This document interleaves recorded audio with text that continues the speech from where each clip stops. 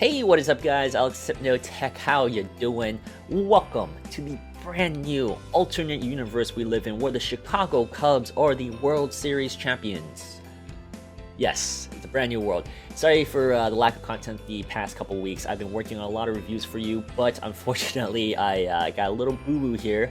I used my finger as a doorstop for my door, so I don't think you guys want to see me doing close-ups of me using the phone with my black bloody finger, so I'm gonna let this heal. But this has given me an opportunity to do a video that I wanted to do for a while. This is Ask Sypno. This is a brand new, I guess, series that we're gonna do where we're gonna answer, or I'm gonna answer, your tech questions. So you guys leave us a lot of comments, a lot of messages on Facebook, on YouTube, and also on Twitter. A lot of you guys are commenting on Twitter and leaving us direct messages. Thank you guys so much for all of them. I'm so sorry we haven't answered as many questions as we wanted to, but this is a great opportunity for me to do this video. I really wanted to do this. So what we're gonna do is in each episode of this, we're probably gonna do it in between the Sypno Tech show. So our talk show, we have a talk show. We film that once a month, so in between that period, we're gonna do these question answers. So every 2 weeks, I'll probably grab a handful of questions and answer them for you on here in this video. So let's just jump right into it on the first ever Ask Sypno. Ask me all your tech questions, and I will try to answer them. So the first one is from Sandra Zimina Mesa Hoyo. Sorry if I messed up your name there.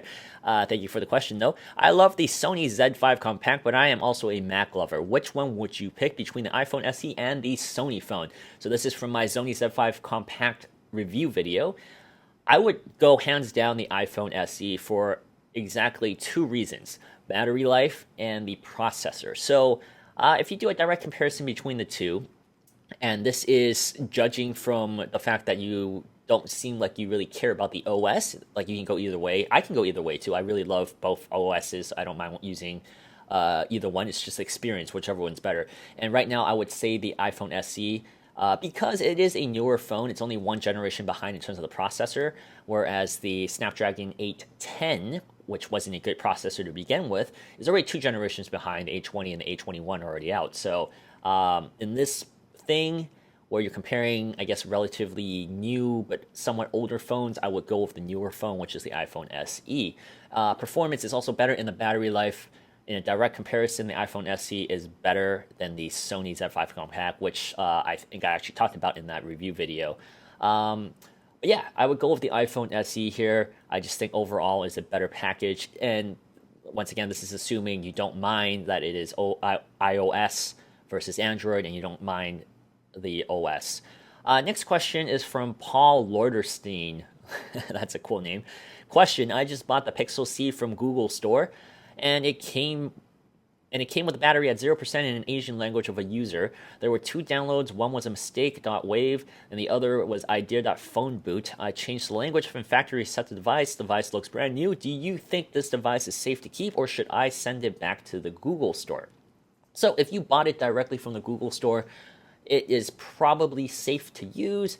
I would assume this might be a return unit. Somebody actually purchased the device.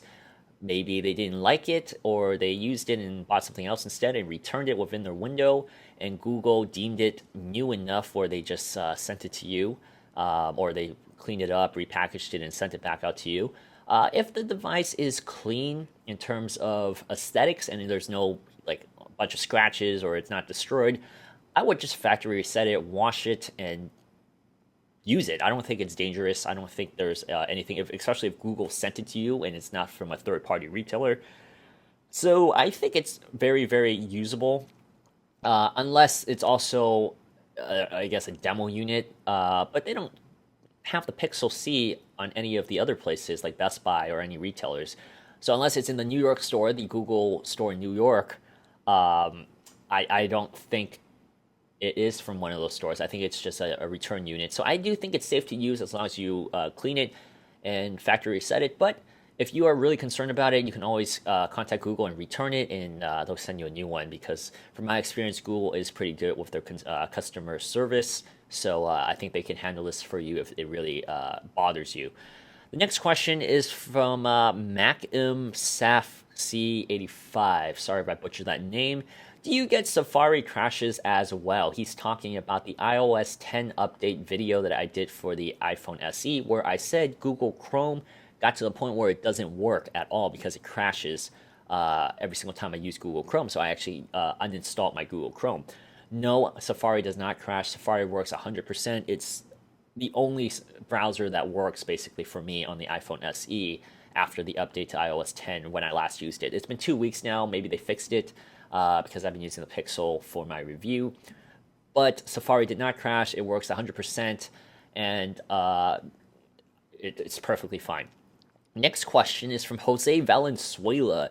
He asks, so how did you feel about the sensor hump on your wrist? I thought the exact same thing as you and kept thinking that the hump will keep digging into my wrist and triggering my OCD. He is talking about the Pebble 2. So my Pebble 2 unboxing, I owe you guys a review. I will get that as soon as I can. I'm working on it. He's talking about the little heart rate monitor hump here, right here. I mentioned it in the video that it sticks out. It's like a camera hump. And then when you put it on your wrist, I was afraid that, it might bother you or dig into your skin. I'm happy to tell you, Jose, that I don't feel it. I don't even notice it half the time. I think it's because the way our wrist works, there's a bone here, but it's enclaved in. So this actually fits right in the middle of the back of your wrist. So it's really perfectly flush into your skin. So I don't even feel it half the time. So I'm happy to tell you it doesn't bother me. I don't even notice it. I think you also asked me this on Twitter, so thank you so much for sending us the questions here, and sorry it took so long to answer it. Next question is from Hassan Jalil. I'm so sorry if I butchered your name. Hey, are you still using the hub? Do you face any problems, or is it still going great? He's talking about the HooToo Shuttle, which is a USB-C hub that I reviewed a couple months back. I think this is gaining a lot of traction once again because the new Apple MacBook Pros, a lot of people are looking for USB-C hubs, so they're watching the video again.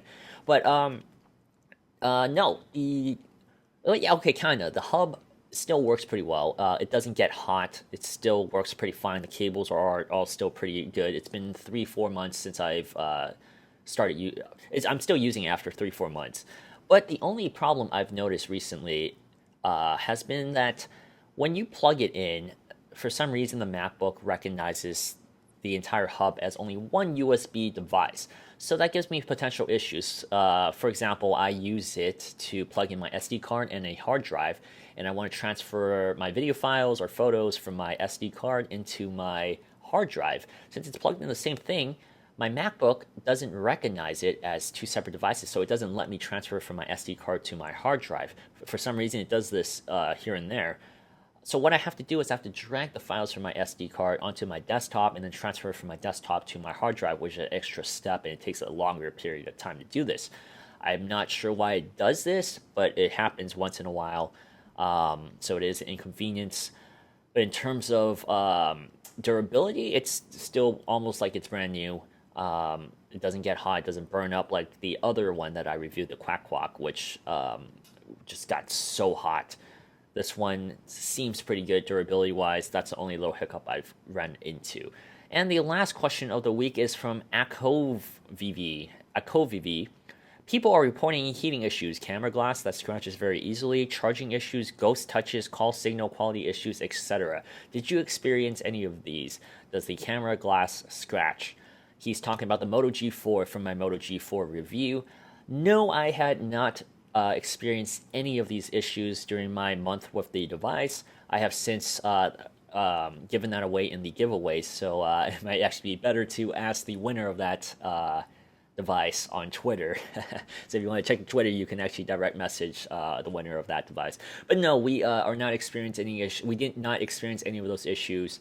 And I didn't even use I didn't use a case for that, so it didn't scratch easily. I don't think. When I shipped it out, it was still in really good condition. So, although I am a little OCD when it comes to taking care of my phones, I did not see any issues with the durability of that. The phone did get a little warm, but it wasn't anywhere near what the Snapdragon 810 got, or even the Pixel phone, which I will talk about in my full review when it comes out. But the Moto G4, I had no concerns about heating problems. No charging issues, no ghost touches, not from what I've used during my time with it. But those are the questions for this week. Thank you guys so much for sending it in for us. I'm so sorry if I haven't answered the other questions because you know how it goes. They keep stacking my questions up and up in the comments, and I see them. I promise I see them, but it's hard for me to answer all of them. But I will try to do better next time. Thank you guys for doing this. I hope this is a fun way for us to connect and chat. So if you have a question for me about anything tech related that you want me to talk about, leave a comment here or in the other videos. I will grab them as I go and do these videos every couple weeks or every week if it gets pretty popular. But thank you guys so much. Be sure to subscribe, and I will see you guys next time. Bye.